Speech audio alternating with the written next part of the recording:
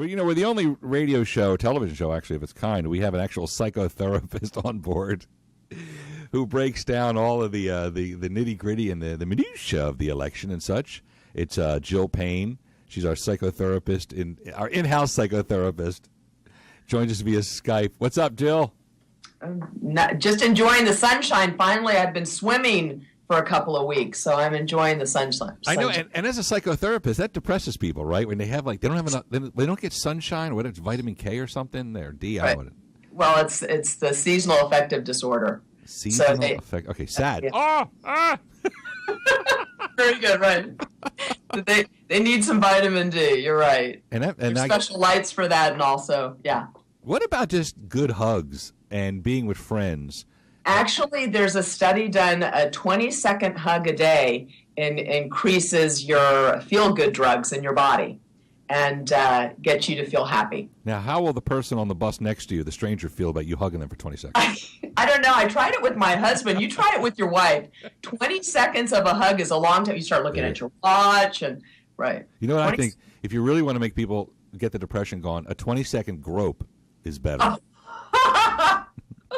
Maybe you can get away with that, not me. I did last night. All right, here we go. Let's talk about it. Psychotherapist Jill, and you can see Robin Payne behind her. That's her middle name. Yeah. Author of the book, Meeting People, It's Not a Game. Break it down. What are we talking about today from the psychotherapist point of view in the election? I wanted to continue with the boundaries about the line in the sand, drawing a line in the sand separating you from other people.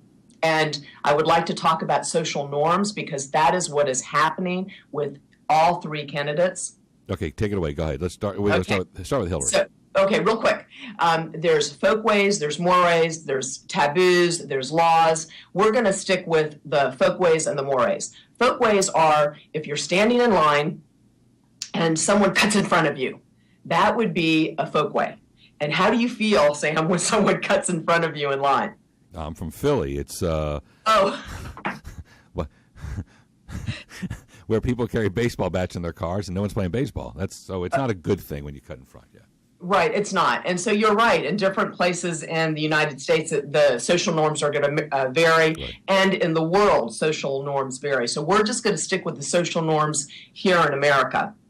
So if someone cuts in front of you, you feel violated, you get upset, and you may reprimand the person or give him a warning, he better get out of line. So it's those are, if I call somebody a name, that would be a folkway, if I'm calling you a name. Not labeling. Labeling would be a little bit different. So then there's the mores, which are a little bit more severe. And the folkways, the difference with that is you're showing you're polite. It's a casual acquaintance you meet, and you're being polite. If you break it, then you're being rude. Okay, you're being perceived rude.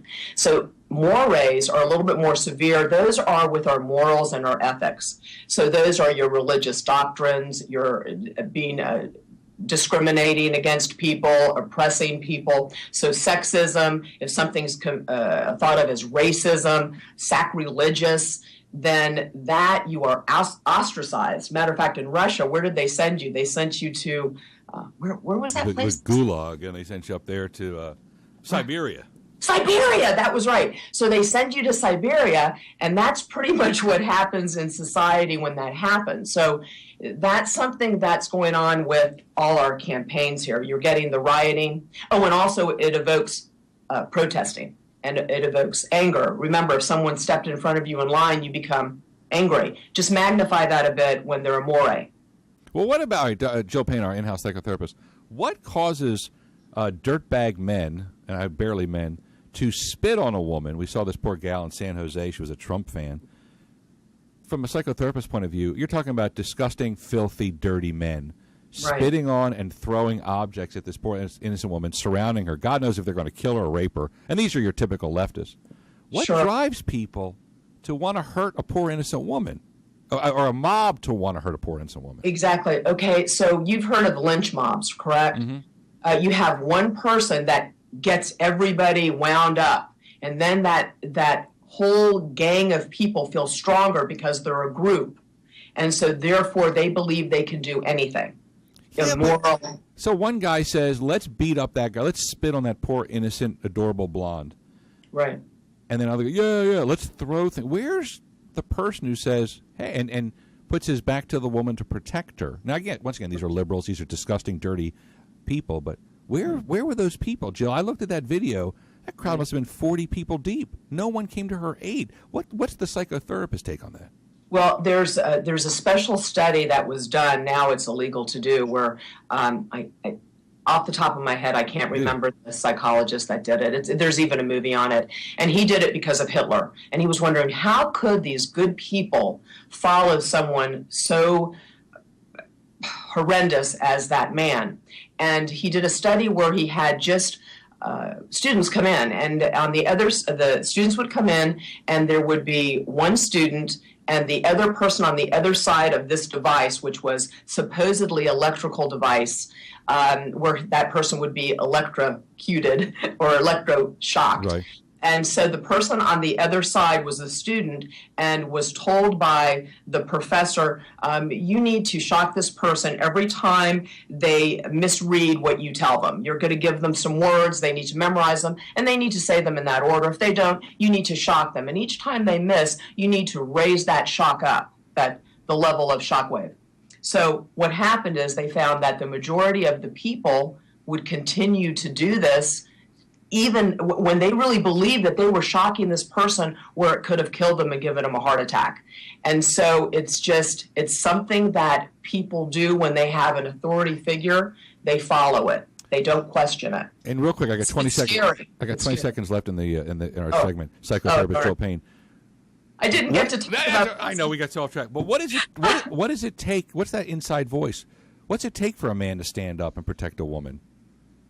Psychologically, what does it take for him to take on a crowd of 20? It takes somebody with a lot of strength and good morals to stand for what they believe in. And we do have people like that, as you know, when you have wars and they do the underground.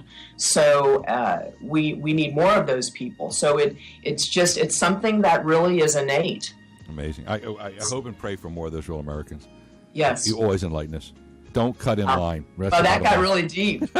I know, right? Here's the bottom line. Do not cut in line. That's how it started. That's how it started. Psychotherapist Jill Payne, great friend of our show, chatwithjill.com. Met her through our friends at Houston Baptist University. Charles Baccaris introduced us, and glad to help with websites, whatever else. And she's our great friend.